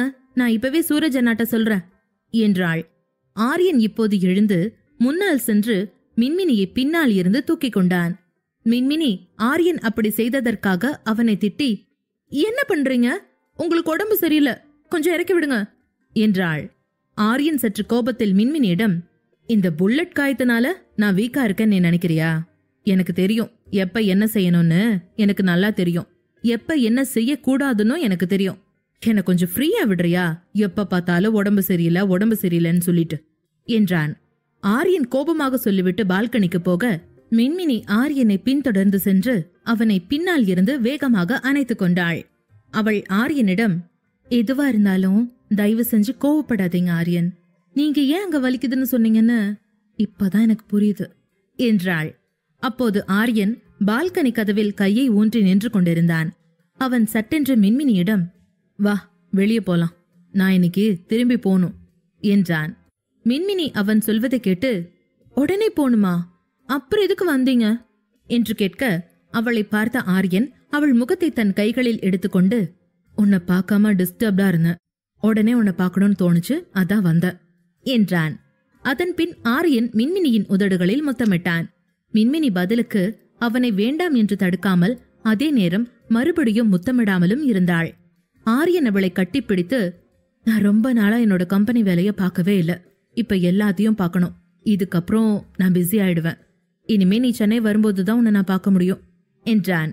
மின்மினி ஆரியன் சொன்னதை கேட்டு அவனை இறுக அணைத்துக் கொண்டாள். ஆனால் அவன் முகத்தை வேறு பக்கம் கோபமாக திருப்ப அவனது கவனம் பக்கத்து பால்கனியில் நின்று கொண்டிருந்த ரஞ்சனி மீது சென்றது. மின்மினியும் அவளை கவனித்தாள். ஆரியனை காட்டி யார் என ரஞ்சனி கேட்க, மின்மினி தன்னுடைய நெற்றி குங்குமத்தை காட்டி அவன் அவளுடைய கணவன் என்று சொன்னாள். ரஞ்சனியும் பதிலுக்கு தம்ஸ்அப் காட்டிவிட்டு அங்கிருந்து உள்ளே போனாள். ஆரியன் அணைப்பில் இருந்து விலகிய மின்மினி, எங்க போறோம்னு சொல்லுங்க என்று கேட்க, ஆரியன் முதல்ல லஞ்ச் சாப்பிடலாம் என்று சொன்னான். 5 minutes என்று சொல்லிவிட்டு மின்மினி எளிய ஆரஞ்சு நிற புடவையில் அவன் முன் வந்து நின்றாள். மின்மினி மேக்கப் எதுவும் போடாமல் உதட்டில் உதட்டு சாயம் மற்றும் பூசி நீண்ட கூந்தலை லூஸ் ஹேர் விட்டிருந்தாள். ஆரியன் அவளையே கண்ணிமைக்காமல் பார்த்தபடி மின்மினி அருகில் வந்து அவள் கன்னத்தில் முத்தமிட்டு, இப்ப லஞ்ச் சாப்பிடறத விட உன்னை சாப்பிடணும்னு தோணுது, அதனால நாம கொஞ்சம் பிளான மாத்தலாமா என்று கேட்டான். அப்போது மின்மினி அவன் கையை பிடித்துக்கொண்டு, வேணாம், எனக்கு ரொம்ப பசிக்குது, சாப்பிடணும் என்றாள். ஆரியனும் அதன் பின் எதுவும் பேசாமல் அவளை வெளியே அழைத்துச் சென்றான். அதற்குள் மின்மினி ஷான்விக்கு மெசேஜ் செய்து தான் ரிகர்சலுக்கு வர முடியாது என்பதை அவளுக்கு தெரியப்படுத்துகிறாள். அதே சமயம் சென்னையில் விகாஷிற்கு வேறொரு யோசனை தோன்றுகிறது. இரவு உணவுக்கு பிறகு ஸ்ருதியை ரூமிற்கு அழைத்து சென்று, ரெடியாக நாம படத்துக்கு போலாம் என்றான். ஸ்ருதி வேகமாக, என்ன, எதுக்கு என்று கேட்க, விகாஷ், என்ன சொல்லிட்டேன்னு இவ்வளவு பதட்டப்படுற, சினிமாக்கு தான் போறோம் என்றான். ஸ்ருதி அதன் பின் சமாதானம் அடைந்து, ஓகே சரி, நான் கிளம்புறேன் என்றாள். இதற்கிடையில் ஆரியனும் மின்மினியும் அவள் தங்கியிருந்த ஹோட்டலை விட்டு வெளியேறி பெங்களூர் தெருக்களில் காரில் ஜாலியாக சுற்றி கொண்டிருந்தார்கள். ஆரியன் அருகில் மின்மினி இருப்பது அவனுக்கு பெரும் நிம்மதியை கொடுத்தது. கொஞ்ச நேரத்தில் இருவரும் 7 ஸ்டார் ஹோட்டல் ஒன்றை கண்டுபிடித்து அங்கே போனார்கள். ஆரியன் அவர்களுக்கென்று ஒரு அறையை புக் செய்திருந்தான். மின்மினிக்கு எது சாப்பிட பிடிக்கும் எது பிடிக்காது என்று ஆரியனுக்கு அத்துப்படி ஆகியிருந்ததால் மின்மினியை கேட்காமலேயே உணவுகளை ஆர்டர் செய்திருந்தான். மின்மினி அந்த அழகான அறையை தன்னுடைய கண்களால் சுற்றி பார்த்து கொண்டிருந்தாள். அவள் அங்கும் இங்கும் பார்க்க ஆரியனுக்கு அது பிடிக்காமல் தன் அருகில் இருந்த மின்மினியின் கையை பிடித்து ஏதோ சொல்ல நினைத்தவன் அவளின் கைகள் சுடுவதை உணர்ந்து, ஏன் இது இவ்ளோ ஹாட்டா இருக்கு என்று கேட்டான். மின்மினி அவனிடமிருந்து கையை விடுத்து, ஒன்னும் இல்லைங்க என்றாள். அப்போது ஆர்டர் செய்த உணவு வந்தது. டேபிளில் உணவு பரிமாறப்பட்டதும், எப்படி இவ்வளவு சீக்கிரம் சாப்பாடு வந்துச்சு என்று ஆரியனை மின்மினி கேட்க, ஆரியன் அவளிடம், நாம கார்ல இருக்கும்போதே நான் ஆர்டர் பண்ணிட்டேன் என்றான். அதை கேட்ட மின்மினி, ஓ செம செம என்றாள். ஆனால் உணவை பார்த்துவிட்டு மீண்டும் ஆரியனை பார்த்து, இந்த ஹெவி ஃபுட்ஸ் எல்லாம் நீங்க எடுத்துக்க கூடாதே என்று கவலைப்பட்டாள். ஆரியன் ஸ்பூனை எடுத்து மின்மினிக்கு மஞ்சூரியன் உருண்டைகளை ஊட்டிவிட்டு, என்னை பத்தி கவலைப்படாத, எனக்கு சாப்பாடு வரும், நான் எங்குள்ள எதுவுமே சாப்பிட மாட்டேன் என்றான். மின்மினி அவன் சொன்னதும் சந்தோஷமாக ஆரியனிடமிருந்து ஒரு ஸ்பூன் எடுத்து சாப்பிட ஆரம்பித்தாள். மின்மினி, நீ சாப்பிடுறத பார்த்தா எனக்கு வயிற நம்பிருது, அவ்வளவு கியூட்டா சாப்பிடுற என்று சொன்ன ஆரியன் மின்மினியையே பார்த்து கொண்டிருந்தான். அப்போதுதான் அவனுடைய கவனம் மின்மினி பக்கம் முழுதாக சென்றது. மின்மினி என்றைக்கும் இல்லாமல் ஒரு வித்தியாசமாக அவளுடைய உடல் நடுங்கிக் கொண்டே இருந்தது. ஆரியன் அவளை பார்த்து கவலையோடு, என்னாச்சு உனக்கு, உடம்பு குளிருதா என்று கேட்டான். மின்மினி, ஆமா, காலையில இருந்து இங்க கிளைமேட் சரியில்லை, அதான் பேச குளிரா இருக்கு என்று சொன்னாள். பெங்களூரில் கிளைமேட் காரணமாக இன்னும் கொஞ்சம் குளிராக இருந்தது. ஆரியன் மின்மினிக்கு குளிர்கிறது என்றதும் வார்மரை ஆன் செய்தான். மின்மினி மற்றும் ஆரியன் இருவரும் சாப்பிட்டு முடித்தனர். ஆரியன் அவள் உதடுகளை டிஷ்யூவால் துடைக்க அவனது இன்னொரு கை மின்மினியின் கன்னத்தை தொடுகின்றன. அவள் கன்னமும் சூடாக இருந்தது. ஆரியன் இப்போது அவள் நெற்றியை தொட்டான்.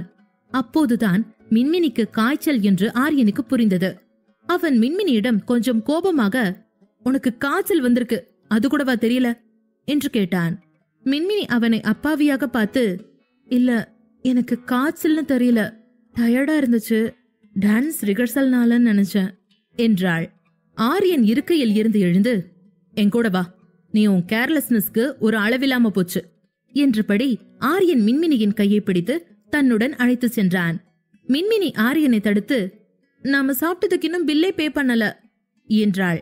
ஆரியன் அவளிடம், இந்த ஹோட்டல் மொத்தமும் நம்மளோடதான் என்றான்.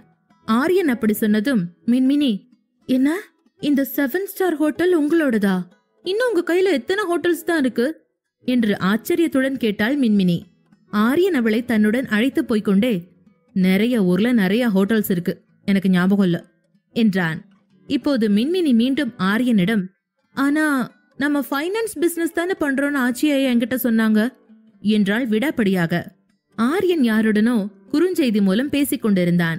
இந்த முறை மின்மினியின் கேள்விகளால் எரிச்சல் அடைந்த அவன், நான் ஃபைனான்ஸ் பண்ணல, அது அப்பா தாத்தா பிசினஸ், எனக்கு பிடிச்சது ஹோட்டல் பிசினஸ், இது மட்டும் டோட்டலி என் கண்ட்ரோல், நீ என்னை பத்தி தெரிஞ்சு வச்சது இவ்ளோதான்ல என்று சொன்னான். பேசிக்கொண்டே அதே ஹோட்டலில் உள்ள மற்றொரு அறைக்கு மின்மினியை ஆரியன் அழைத்து வந்தான். அது ஹனிமூன் சூட். அதை பார்த்ததும் மின்மினி, நம்ம மால்தீவ்ஸ் போனப்போ இதே மாதிரி இடத்துல தானே ஸ்டே பண்ணிருந்தோம், எனக்கு இந்த ரூமை பார்த்ததும் அந்த ஞாபகம் வந்துருச்சு என்றாள். ஆரியன் ஸ்டாஃப் ஒருவருக்கு மெசேஜ் செய்து டாக்டரை அனுப்ப சொன்னான். அதன் பிறகு அவளிடம், நீ நிஜமாவே ரொம்ப கேர்லெஸ்ஸா இருக்க, ஒழுங்கா ரெஸ்ட் எடுத்து இருந்திருக்கணும், இப்ப டாக்டர் வருவாரு, வெயிட் பண்ணு என்றான். ஆரியன் சொன்னதும் எரிச்சலான மின்மினி, நீங்க தேவையே இல்லாம டென்ஷன் ஆகுறீங்க, கிளைமேட் சேஞ்சினால இதெல்லாம் நடக்கும் தான், இது கூடவா தெரியாது, யூஸ்லெஸ் என்று சொல்ல ஆரியன் மின்மினியின் உதடுகளில் விரலை வைத்து மௌனமாக்கிவிட்டு அவளை கட்டிலில் படுக்க வைத்தான். சென்னையில் எக்ஸ்பிரஸ் அவென்யூவில் மாலை 6 மணியளவில் ஸ்ருதியும் விகாஷும் படம் பார்த்துவிட்டு பார்க்கிங் லாட்டிற்கு வந்தபோது ஸ்ருதி கோபமாய் காரில் உட்கார்ந்தாள். விகாஷிற்கு அவளை பார்த்து சிரிப்பு வந்தது. காரை பார்க்கிங்கில் இருந்து நகர்த்தி கொண்டே, என்னாச்சு, ஏன் உம்முன்னு உட்கார்ந்திருக்க, எப்ப பாரு இப்படி உம்முனே இருந்தீனா என் பாப்பா பிறக்கும் போது அவளும் இப்படிதான் இருப்பா என்றான். ஸ்ருதி கோபம் கொப்பளிக்க, அதெல்லாம் இருக்கட்டும், முதல்ல என்ன எதுக்கு சினிமா பார்க்க கூட்டிட்டு வந்தீங்க, படமே முடிஞ்சது, வில்லன் யாருன்னு கூட எனக்கு தெரியல என்றாள். ஸ்ருதி சொல்வதை கேட்ட விகாஷ், ஏன் ஸ்ருதி, வில்லன் படம் பூரா வர்றானே, அது கூடவா தெரியல, என்ன படம் பார்த்த நீ என்று சற்று சீரியஸாக கேட்டான். விகாஷ் அப்படி சொன்னதும் ஸ்ருதி அவனை முறைக்க விகாஷ் சத்தமாக சிரித்தான். உண்மையில் விகாஷ் தான் ஸ்ருதியை படம் பார்க்க கூட விடாமல் கொஞ்ச நேரம் பேசிக்கொண்டு கொஞ்ச நேரம் முத்தமிட்டு அவளோடு ரொமான்ஸ் செய்து கொண்டிருந்தான். ஸ்ருதி அவன் கேள்வியால் இன்னும் கோபமாக, சரி நீ படம் பாத்தியா, கதை சொல்லு பாப்போம் என்று கேட்டாள். விகாஷ், நான் உன்னை படம் பார்க்காதன்னு சொன்னா, இல்லல்ல, நீயா டைவர்ட் ஆனதுக்கு நான் என்ன பண்ண முடியும் என்றான். ஸ்ருதி கொஞ்ச நேரம் கண்களை உருட்டி யோசிக்க ஆரம்பித்து அதன் பின் வெட்கத்தோடு அமைதியானாள்.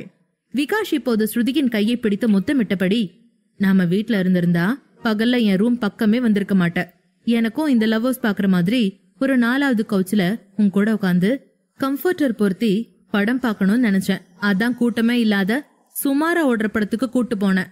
நாம தான் லவ் பண்றப்ப எந்த தப்புமே பண்ணதில்லையே, அட கல்யாணமாயி 3 வாரம் வரைக்கும் நீ என்ன தொடவே விடலையே என்றான். ஸ்ருதிக்கு விகாஷ் எதற்காக அவளை வெளியே அழைத்து வந்தான் என்ற நோக்கம் புரிய வெட்கத்தை மறைக்க வேறெங்கோ பார்க்க ஆரம்பித்தாள். அப்போது திடீரென விகாஷ் தனது காரை ஒரு இடத்தில் நிறுத்த சுற்றுமுற்றும் பார்த்த ஸ்ருதி விகாஷை கேள்வி கண்களால் பார்த்தாள். அப்போது விகாஷ் அவள் அருகில் இருந்தபடியே அவள் உதட்டில் முத்தமிட்டான். நீண்ட நேர முத்தத்திற்கு பிறகு இருவரின் மூச்சும் கட்டுக்கடங்காமல் போனது.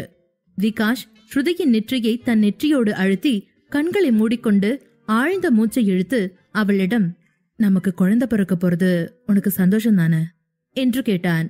ஸ்ருதி சிறிது நேரம் அமைதியாக இருந்துவிட்டு விகாஷ் முகத்தை தன் கைகளில் எடுத்துக்கொண்டு விகாஷ் உதடுகளில் மென்மையாக முத்தம் கொடுத்து அவனிடம், ஆமா எனக்கும் சந்தோஷம்தான், ஆனா நான் உங்ககிட்ட அன்னைக்கு அப்படி நடந்துகிட்டதுதான் தப்பு, நான் அதுக்காக உங்ககிட்ட சாரி கேட்டுக்கிறேன். நம்ம குழந்தை மேல ஒரு தப்பும் இல்லைன்னு அன்னைக்கே நான் புரிஞ்சுக்கிட்டேன். எல்லாம் நடக்க வேண்டிய நேரத்துல நடந்துகிட்டு இருக்கணும். சில இயற்கை ரகசியங்களை நாம அதோட விருப்பப்படி விடணும்னு புரிஞ்சுக்கிட்டேன் என்றாள். விகாஷ் ஸ்ருதி முகத்தை தன் கைகளில் எடுத்து அவளது கன்னங்களில் முத்தமிட்டான். சாரி, நான் உன் மேல அப்படி கோவப்பட்டிருக்க கூடாதுதான், ஆனா நீ குழந்தை உருவானதே பிடிக்காம கலைச்சிருவியோன்னு பயந்துட்டேன். அதை செய்ய நான் யாரையுமே அலோ பண்ண மாட்டேன். அதுவும் அது நம்ம குழந்தைங்கிறப்ப என்னால அதை அலோ பண்ணவே முடியாது. அதான் கொஞ்சம் அதிர்ச்சி வைத்தியம் கொடுத்து உன்னை அடுத்து என்ன பண்றதுன்னு யோசிக்க விடாம பண்ண அப்படி கோவப்பட்டு கத்திட்டேன் என்றான். அதன்பின் விகாஷ் ஸ்ருதியின் நெற்றியில் முத்தமிட்டு I love you very much என்றான். விகாஷ் வார்த்தைகளை கேட்டு ஸ்ருதியின் கண்கள் ஈரமாகின. விகாஷை தாவி அணைத்துக் கொண்டாள். அதன்பின் அவள் தன்னை நிதானப்படுத்திக் கொண்டு வா வீட்டுக்கு போலாம் என்றாள். விகாஷ் உடனே அவள் முகம் பார்த்து நான் உன்னை படம் பார்க்க விடாம பண்ணிட்டேன், அதனால நம்ம வேற எங்காச்சும் போலாம், எப்படியும் மணி 6 தான் ஆகுது என்றான். விகாஷ் காரை ஸ்டார்ட் செய்ததும் ஸ்ருதி அவன் கையை பிடித்துக் கொண்டு இப்ப எங்க கூட்டிட்டு போற என்று கேட்க ஸ்ருதியின் தலையை தன் தோளில் சாய்த்த விகாஷ் கொஞ்ச நேரத்துல தெரிஞ்சிரும் என்றபடி அவளை கண்களை மூடச் சொன்னான். அவர்கள் இருவரும் அண்ணா டவர் பார்க்கிற்கு வந்திருந்தார்கள். ஸ்ருதி அவ்வளவு பெரிய டவரை பார்த்து வாயை பிளக்க விகாஷ் டிக்கெட் வாங்கி கொண்டு வந்தான். ஸ்ருதி, இந்த டவர் 12 வருஷத்துக்கு அப்புறம் இப்பதான் திறந்திருக்காங்க. ரொம்ப நாளா இத பாக்கணும்னு நினைச்சுக்கிட்டே இருந்தேன். இப்ப நீ வந்துட்ட, நம்ம பாப்பாவும் வந்துட்டா. நம்ம 3 பேரும் சேர்ந்து முதல்ல இந்த அண்ணா டவர்ல ஏறி சென்னைய சுத்தி சுத்தி பார்க்க போறோம் என்றான். ஸ்ருதிக்கு மூச்சு வாங்கவே மெதுவாக டவரில் ஏறியவர்கள் அதன் உச்சியில் இருந்து சென்னையை வேடிக்கை பார்த்தனர். அது உண்மையில் ஒரு கோட்டையில் இருந்து வேடிக்கை பார்க்கும் ராஜா ராணியைப் போல அவர்களை உணர வைத்தது. விகாஷ் ஸ்ருதி இருவரும் அன்று முழுக்க சந்தோஷமாக சுற்றி கொண்டிருந்தார்கள். அதுவரை தங்களுக்குள் பேசி தீர்க்கப்படாத அனைத்து விஷயங்களையும் ஒருவருக்கொருவர் பேசி தீர்த்து கொண்டனர். ஒரு மிலிட்டரி ஹோட்டலில் டின்னர் சாப்பிட்டனர். அதன்பின் விகாஷ் வீட்டில் உள்ள மற்றவர்களுக்கெல்லாம் ஐஸ்கிரீம் பார்சல் வாங்க போயிருந்தான். ஸ்ருதி வெளியே காரின் அருகே நின்று கொண்டிருந்தாள். அப்போது திடீரென்று நிகிதா அவள் முன் வந்து நின்றாள். தன் எதிரில் நிகிதா நிற்பதைக் கண்ட ஸ்ருதி, என்ன நிகிதா, எங்க நீ எப்படி வந்த? உன் வீடு கூட இந்த ஏரியால இல்லையே என்று கேட்க, அதற்கு நிகிதா, வீடு இருந்தாதான் இங்க வரணும்னு ஏதாச்சும் இருக்கா என்ன? அது சரி, நீ என்னையும் உன்ன மாதிரி வீட்டோட சுத்திட்டு இருக்கிற லவ் பேர்ட்ஸ் நினைச்சியா? நான் ஈகிள், எனக்கு எந்த குண்டும் பத்தாது. உன்ன மாதிரி பட்டிக்காட்டுக்கெல்லாம் இதெல்லாம் புரியவும் புரியாது. சரி, அதை விடு. உன்கிட்ட நான் ஒரு முக்கியமான விஷயம் சொல்லணும் என்று விகாஷ் வருகிறானா என்று பார்த்து கொண்டே அவசரமாக பேச ஆரம்பித்தாள். ஸ்ருதி அவளிடம் என்ன முக்கியமான விஷயம் என்று கேட்டாள்.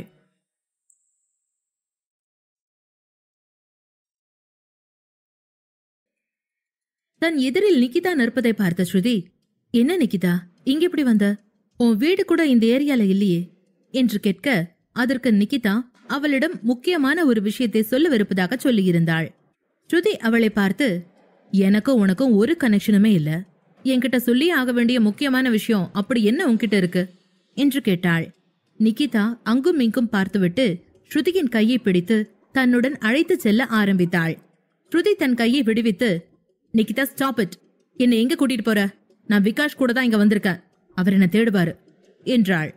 ஸ்ருதி சொல்வதை கேட்டு மிகவும் எரிச்சல் அடைந்த நிகிதா, விகாஷ் உன்னோட புருஷன்னு மறுபடியும் என்கிட்ட ரெஜிஸ்டர் பண்ண வேண்டிய தேவையே இல்ல என்று ஸ்ருதியை சட்டென கோபத்தில் பிடித்து தள்ளிவிட்டாள்.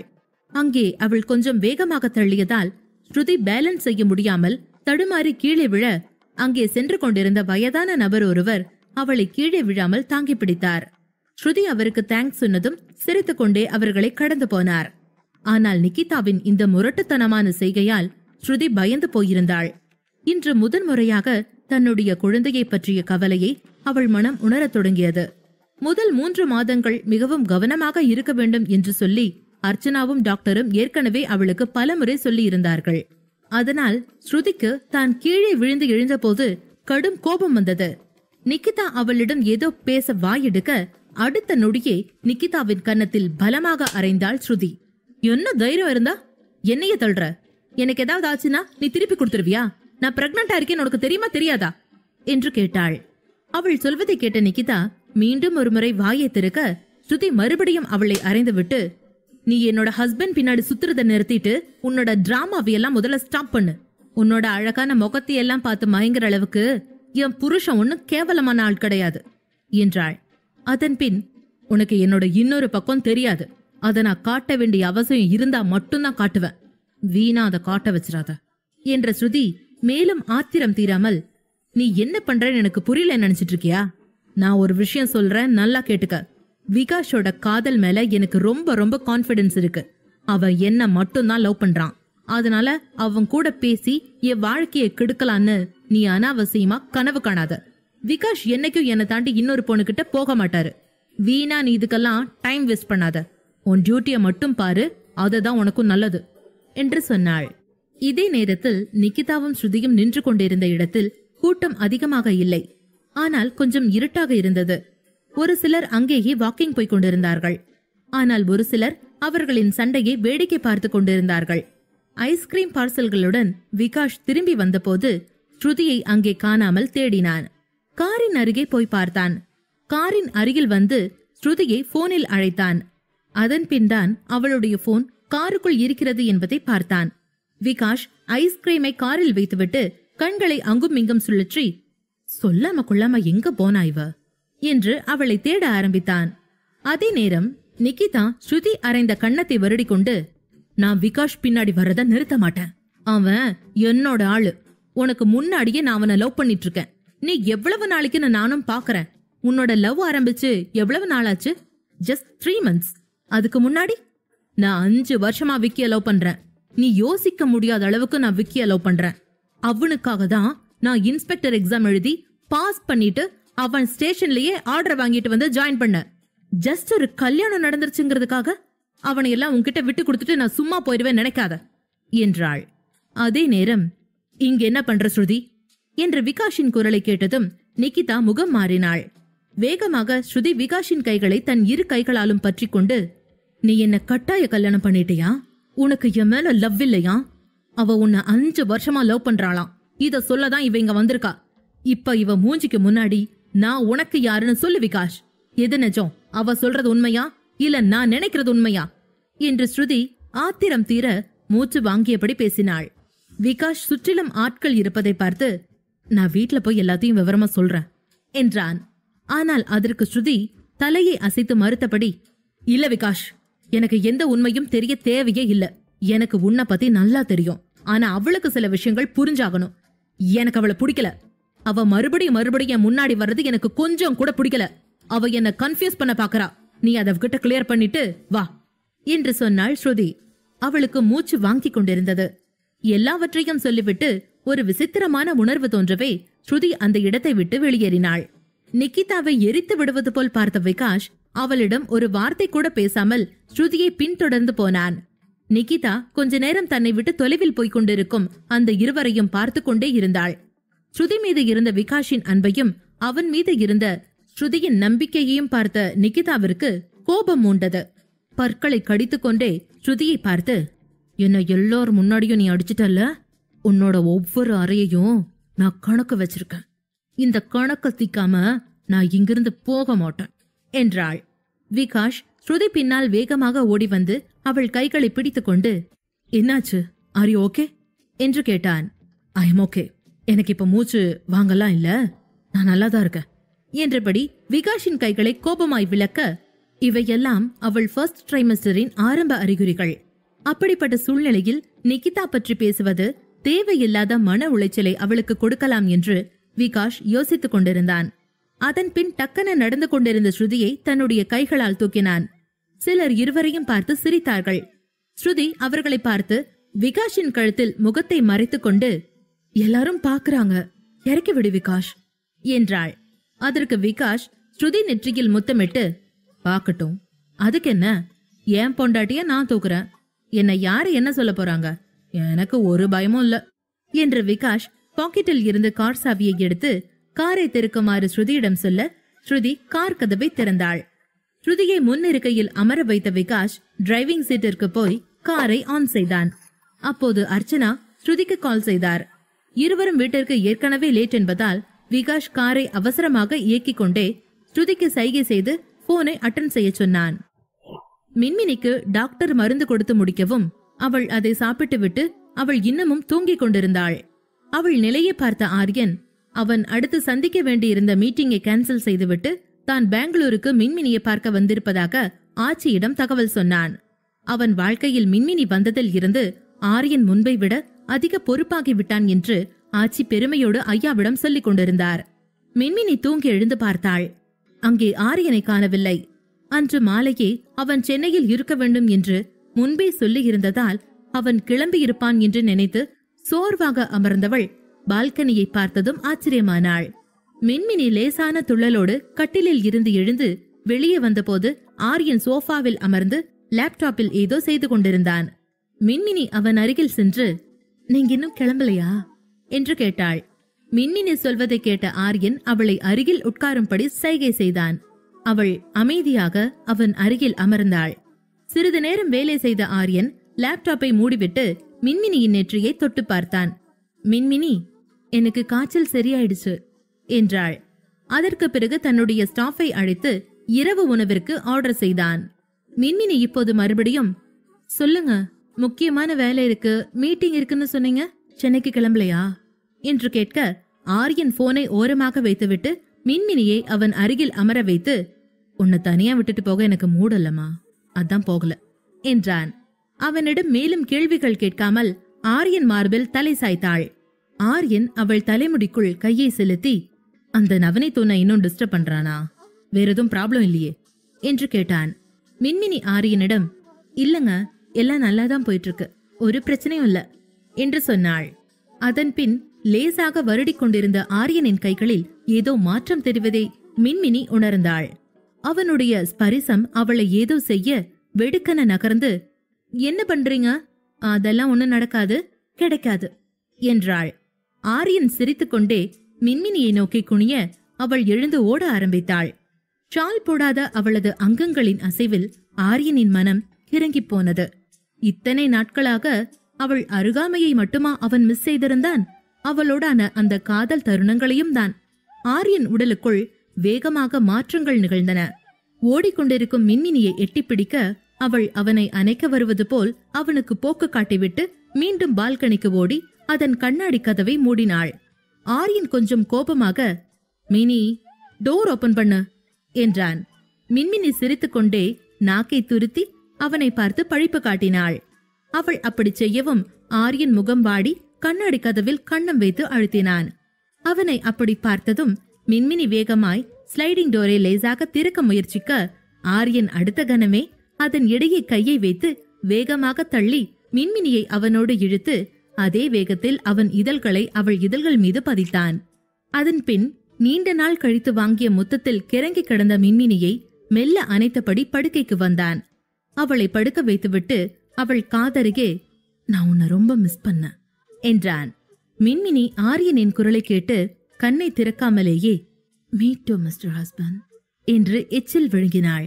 அவளின் தாபம் நிறைந்த குரலை கேட்ட ஆரியன் அவள் மீது மேலும் உன்மத்தமானான்.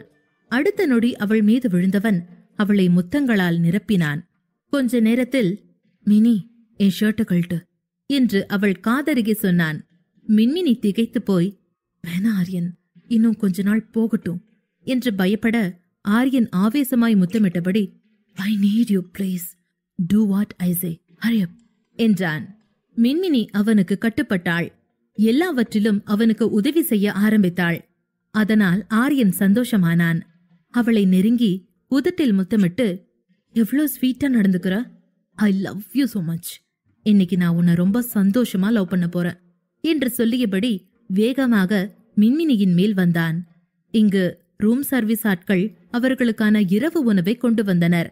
நீண்ட நேரமாக அழைப்பு மணி அடித்த பின்னரும் கதவு திறக்காததால் அவர்கள் எதுவும் சொல்லாமல் அங்கிருந்து போனார்கள். அறைக்குள் ஆரியனுக்கும் மின்மினிக்கும் இடையில் இருந்த தூரம் குறைய ஆரம்பித்தது. ஆரியன் அவளையே பார்த்து கொண்டிருந்தான். அடுத்த நாள் அவளை விட்டு போக வேண்டும் என்கிற எண்ணம் ஆரியனை மிகவும் வாட்டியது. எதுவும் பேசாமல் அவள் மார்பில் முகம் புதைத்தான். ஆரியன் மீதான காதலும் அவனை பிரிந்த ஏக்கமும் மின்மினியையும் கொன்று போட்டுக் கொண்டிருக்க இருவரும் தன்னை மறந்து காதலில் திளைத்தார்கள்.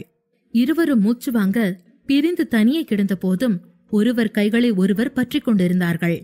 அதன் பின் இருவரும் ஒன்றாக குளித்தனர், ஒன்றாகவே உறங்கினார்கள். அடுத்த நாள் காலையில் ஆரியன் கண்களை திறந்தபோது மின்மினி அவன் கைகளில் இருந்தாள்.